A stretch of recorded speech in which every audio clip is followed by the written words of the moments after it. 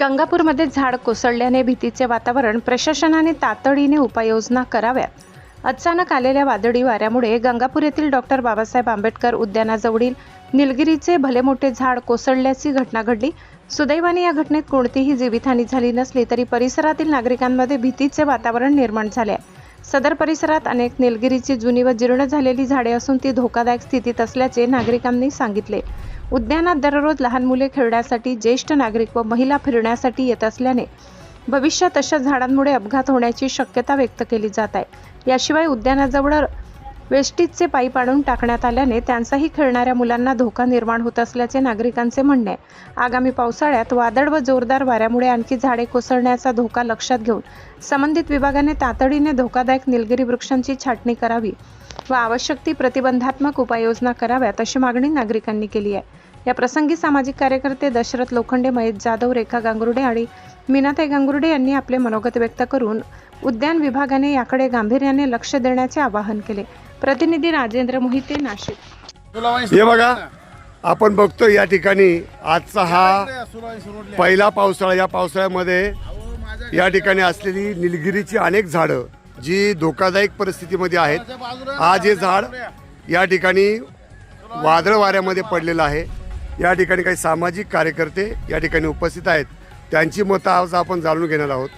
काय वाटतं तुम्हाला आजच्या या परिस्थितीमध्ये? इथे मुलं खेळतात, लहान लहान मुलं, आणि ते झाड असं पडलं की गार्डनच्या त्या जाळीवरच पडलं.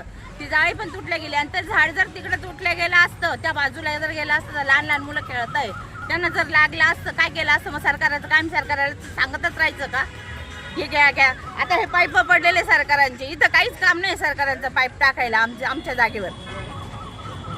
ते पाईप उचलले गेले पाहिजे आणि बाकीचे वाकलेले जे झाडं आहे ना ते पण आमच्या जाळ्यावर पडतील, तर तुम्ही ते ना झाडं कापून घेऊन जा. जाळ्यावर पण पडतील आणि लहान लहान मुलं खेळत आहेत, त्यांना तुम्ही या ठिकाणी पाहताय की या ठिकाणी हे पाईप पडलेले आहेत. म्हणजे हा जो रस्त्याचा जो गटारीचं नियोजन चालू आहे, या ठिकाणी हे पाईप पडलेले आहेत. या ठिकाणी आजच्या परिस्थितीमध्ये सगळे फुटलेले रॉ मटेरियल या ठिकाणी पडलेलं आहे. तुम्हाला काय वाटतं ताई या बाबतीत? आम्हाला हेच वाटतं का त्यांनी उचलून न्यावं नगरपालिकेने, इथं ठेवू नये काही पण, आणि जरा रस्ता व्यवस्थित करावा सगळ्यांना. आज या ठिकाणी मोठी जीवितहानी होण्याचा हा प्रसंग होता. संध्याकाळची वेळ आहे, वादळ वारं चालू आहे. आज या ठिकाणी सामाजिक कार्यकर्ते लोखंडे या ठिकाणी उपस्थित आहेत. साहेब, तुम्हाला काय वाटतं या बाबतीत? नाही, एकदम अतिशय दुर्घटना झालेली असते या ठिकाणी. मला महेश भाऊ यांचा फोन आला गंगापूर गावातून. भाऊ आणि ते झाडं पडले आपल्या गार्डनमध्ये.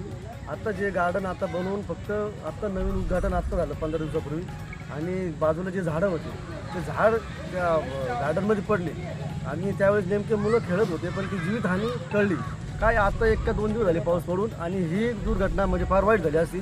तर माझं मनपा नाशिक महानगरपालिका उद्यान विभागाला म्हणणं आहे माझं, का जे झाडं वाकलेले दिसते आता तुम्हाला, हे झाडं सगळे वाकलेले दिसत आहे, त्या हिशोबाने ते झाडाची कटिंग करून त्यांना व्यवस्थित विल्हेवाट करावी एवढंच मी सांगतो. आणि नाही जर झाले तर कविता लोखंडे नगरसेविका त्यांच्या माध्यमातून आम्ही हे झाडं कापून त्याची विल्हेवाट लावू. पण या ठिकाणी तुम्ही खरोखर सजग आहात.